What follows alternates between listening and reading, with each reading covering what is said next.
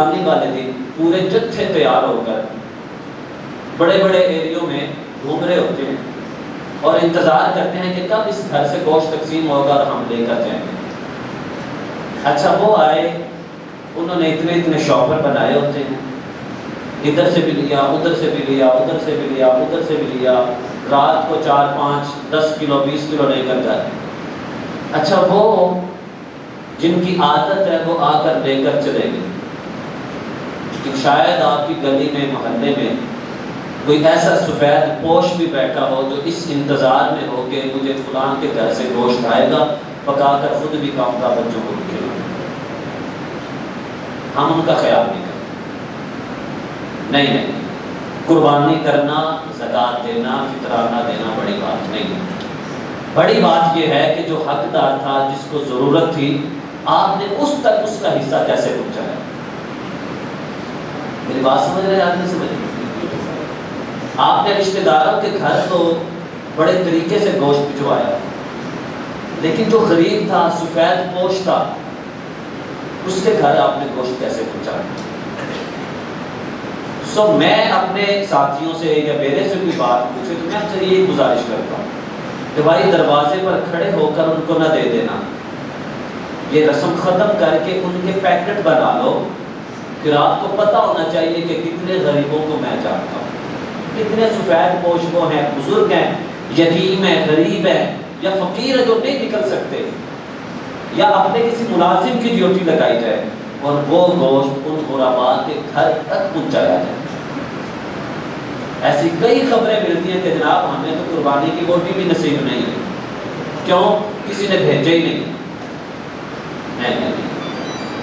بلکہ ہمارے ہاں 2 طریقے بنائے جاتے ہیں، ایک ہوتا ہے ذرا امیر رشتہ دار اور ایک ہوتا ہے غریب رشتہ دار۔ امیر کے گھر میں گوشت چن کر بھیجا جائے گا اور ماڑے کے گھر میں بس اتنا بھی کافی ہے یار۔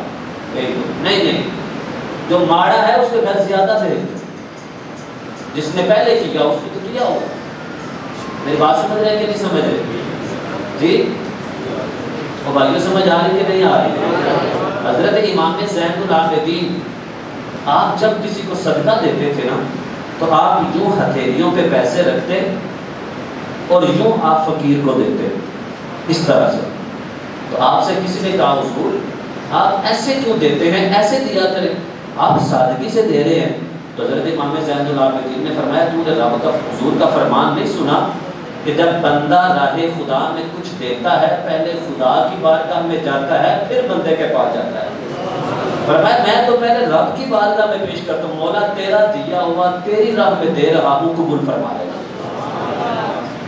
یہ ساتھ دے کر شکریہ ادا کریں۔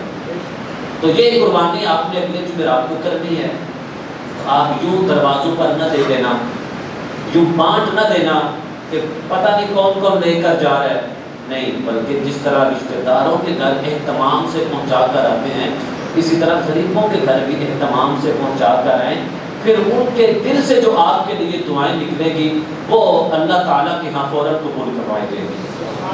میری بات سمجھ رہے ہیں؟ کیونکہ حضور علیہ السلام کا فرمان ہے کہ جس نے کسی کی پشت پیچھے دعا مانگی وہ اللہ تعالیٰ جلد قبول فرما لیتا ہے۔ تو یہ کچھ عمل کریں گے کہ نہیں کریں گے؟ غیر مسلم کو گوشت نہیں قربانی کا دے سکتے، اس کی شریعت اجازت نہیں دیتی۔ اور کیا معلوم کہ آپ کے گھر کے دروازے سے غیر مسلم بھی لے کر جاتے ہیں۔ اپنے عبادت کو خاص کرو، کیونکہ قربانی ایک عبادت ہے، رسم نہیں ہے، تو اس عبادت کا اچھے طریقے سے اہتمام کرنا یہ ضروری ہے۔ بات سمجھ آئی کہ نہیں ہے؟ سب کو سمجھ آ گئی؟